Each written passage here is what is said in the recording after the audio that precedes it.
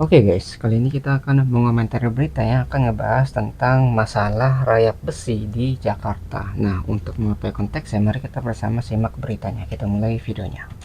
Rayap besi kembali menggerogoti Jakarta. Kejadian terbaru pelaku mempreteli besi penyangga jembatan jalan Bahaya di tuh ya. kawasan Sunter Agung, Tanjung Priok, Jakarta Utara. Ironisnya, pencurian besi dilakukan terang-terangan di siang hari saat kondisi lalu lintas sedang ramai. Mengapa pencurian komponen vital dalam infrastruktur umum sulit dihentikan? Kami ulas selengkapnya di Garis Batas. Bahaya banget ya, bisa mencuri infrastruktur yang harusnya infrastruktur tuh kuat, tapi gara-gara dipretelin sedikit demi sedikit itu bisa memperlemah struktur tadi yang mungkin awalnya aman, awalnya kuat gitu. Itu bisa melemah dan bisa rusak gitu dalam jangka waktu yang panjang gitu ya. Jadi ini bahayanya gitu, sedikit demi sedikit itu bisa membahayakan masyarakat yang menggunakan fasilitas tersebut.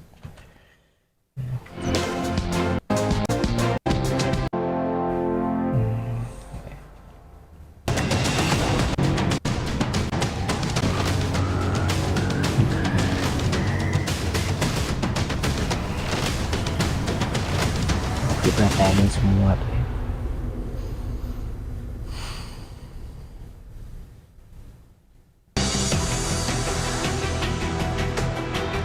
Aksi vandalisme yang menyasar aset-aset keselamatan publik semakin meresahkan.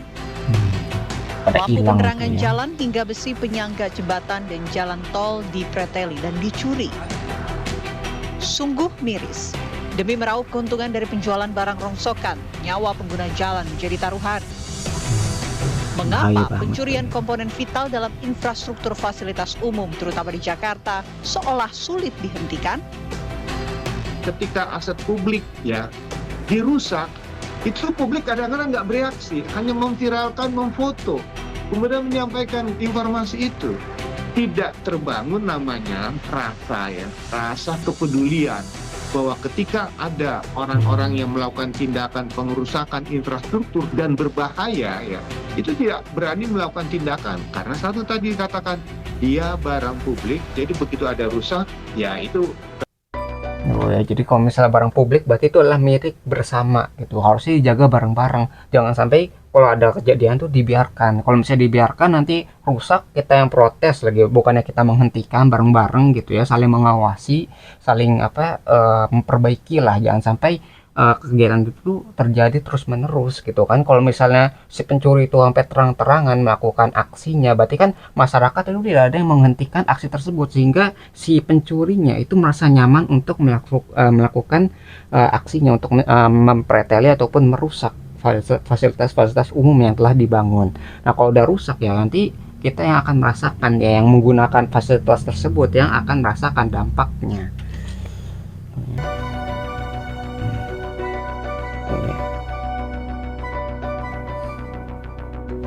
Tuh ya, banyak yang terbuka tuh kan.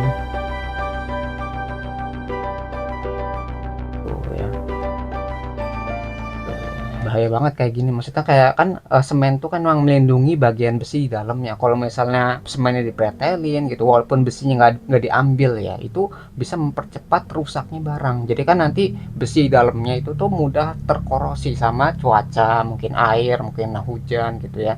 Jadi itu yang bisa mempercepat masa pakai yang harusnya bisa misalnya 10 tahun gitu, tapi karena ada pengerusakan itu mungkin di bawah 5 tahun udah rusak atau nggak bisa digunakan atau harus diperbaiki. Nah, ini kan keluar biaya lagi yang harusnya tahan 10 tahun tapi kita harus memperbaikinya tiap tahun jadinya. Jadi itu nggak efektif pembangunannya. Jadi dananya yang harusnya bisa disimpan untuk proyek lain tapi ini harus memperbaiki proyek-proyek yang sudah rusak gitu kan. Itu yang harus kita minimalisir gitu, menjaga barang-barang supaya fasilitas umum yang sudah dibangun itu tidak mudah rusak. Hmm, tuh nggak ada yang menghentikan ya.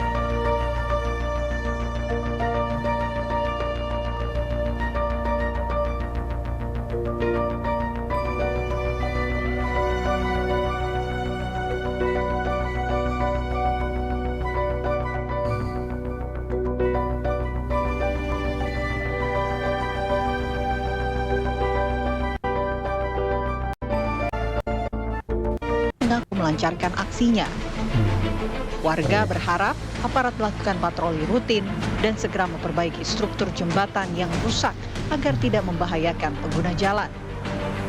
Kalau bisa sih segera cepat diperbaiki ya. Takutnya anak kecil kan takutnya suka di pinggir-pinggir sini nih, takutnya jatuh atau apa, membahayakan. Ya pasti sih mengganggu sih Bang. Soalnya kan itu jalan umum juga kan. Ibaratnya kalau misalkan kayak gitu, ya terdampaknya pasti ada kecelakaan atau apa gitu kan. Makanya untuk kedepannya harus diperbaiki lagi lah. Terus buat patroli juga kan, biar nggak ada yang kayak gitu lagi gitu kan. Pemerintah Provinsi Jakarta menyatakan Jadi supaya efektif itu sebenarnya lebih pengawasan itu penting, tapi ditangkap juga nih orang-orang yang melakukannya. Jadi kalau misalnya dia itu nggak ditangkap ya terus melakukannya di tempat lain, kalau misalnya nggak ketangkep di situ gitu, mungkin viral kan tempatnya di sana.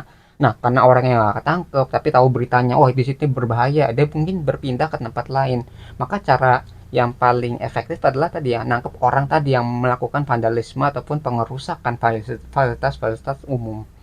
Gitu. Jadi kalau orangnya ditangkap ya berarti masalahnya bisa diminimalisir. Jadi nggak perlu pengawasan berlebih. Kalau misalnya orang-orang yang menggunakan juga ikut menjaga gitu. Jangan sampai membiarkan aksi orang-orang yang melakukan vandalisme ataupun pengerusakan fasilitas umum ini. Gitu ya. Jadi kalau ditangkap nih terus ada konsekuensinya. Misalnya di penjara berapa bulan atau berapa tahun gitu. Orangnya kan kita nggak perlu menghadapi masalah yang sama gitu di tempat yang berbeda. Ya orangnya harus ditangkap gitu, harus dapat konsekuensi dari apa yang dia lakukan. langkah untuk mengantisipasi maraknya pencurian aset fasilitas publik di Jakarta. Yang pertama tentunya kita akan meningkatkan patroli dan pemantauan secara rutin terhadap fasilitas umum kita dan melakukan koordinasi dengan pihak-pihak yang berwenang ya. Kemudian juga kita melakukan percepatan perbaikan terhadap fasilitas umum yang mengalami kerusakan. Kemudian juga kita berinovasi dengan menggunakan desain-desain ataupun material-material yang memiliki nilai jual yang rendah. Potensi rendah untuk dilakukan pencurian. Kalau misalnya pakai kualitas barang yang rendah, berarti nanti kualitasnya bisa menurun. Berarti bahaya juga buat digunakan untuk fasilitas umum tersebut. Gitu. Berarti nggak bisa gitu. Misalnya kayak harus pakai besi diganti jadi aluminium gitu. Karena aluminium misalnya lebih murah, itu nggak bisa begitu kan. Berarti yang harus dijaga di sini bukan barangnya, tapi orangnya ini yang harus diperbaiki. Kalau misalnya orangnya itu benar gitu ya, mestinya nggak mencuri, tidak merusak ya. Buat apa kita memperketat pengawasan? Berarti yang salah di sini adalah orangnya ataupun warga sekitar yang mungkin nggak peduli dengan apa yang dilakukan si pencuri ini gitu, sehingga bisa melakukan aksinya dengan mudah gitu ya. Jadi yang kalau misalnya ada orang yang salah, berarti bukan kita yang harus berubah, berarti orang tersebut yang harus membenarkan kesalahan tadi gitu. Jadi kita jangan sampai mentoleransi kejadian-kejadian yang kecil gitu. Nanti kalau misalnya kita terus mentoleransi gitu ya, nanti awalnya kita menormalisasi gitu. Jadi menganggap itu biasa melakukan hal tersebut, dia lah kelaparan atau apa gitu. Tapi tetap nggak bisa dibenarkan, karena kalau udah rusak, yang bakal merasakan dampaknya adalah kita bersama gitu, yang menggunakan fasilitas umum tersebut. Membuat jerah, masyarakat pun diminta berperan aktif menjaga fasilitas publik dengan melaporkan kepada aparat ataupun perangkat daerah apabila melihat aksi perusakan dan pencurian. Pasalnya, pencurian perangkat infrastruktur publik bukan sekadar kerugian material bagi negara, melainkan juga ancaman terhadap keselamatan warga. Keselamatan juga. Kasus pengerusakan fasilitas publik, infrastruktur berupa jalan atau pagar atau segala macam, ya pagar pengaman dan sebagainya, pada koridor ekonomi itu sangat berbahaya. Pengawasan, pemantauan, pemeliharaan itu harus terus-menerus dilakukan. Jadi apapun yang terjadi dengan fasilitas publik, kalau dipantau, diawasi, dia bisa termonitor bahwa ada kerusakan yang segera harus diatasi untuk mencegah terjadinya kecelakaan atau bencana. Tak bisa dipungkiri, maraknya pencurian aset publik bukan semata disebabkan adanya celah pengawasan infrastruktur, tetapi juga mencerminkan tekanan ekonomi yang masih dirasakan kelompok rentan di perkotaan. Jadi bahaya banget ya kejadian seperti itu terus terjadi gitu kan, sedikit demi sedikit menggerogoti, tapi nanti habis menggerogoti itu bisa memperlemah infrastruktur yang harusnya aman jadi nggak aman, yang harusnya bagus jadi rusak gitu kan, yang merasakan semuanya semuanya gara-gara ya tadi nggak ada yang nggak peduli, ada yang nggak ngelaporin, ada yang tidak mencegah, sehingga si pelaku itu terus melakukan aksinya dengan mudah, bahkan sampai di siang hari tadi kan, berarti dia tuh benar-benar nggak takut dan nggak malu untuk melakukan kejadian seperti itu.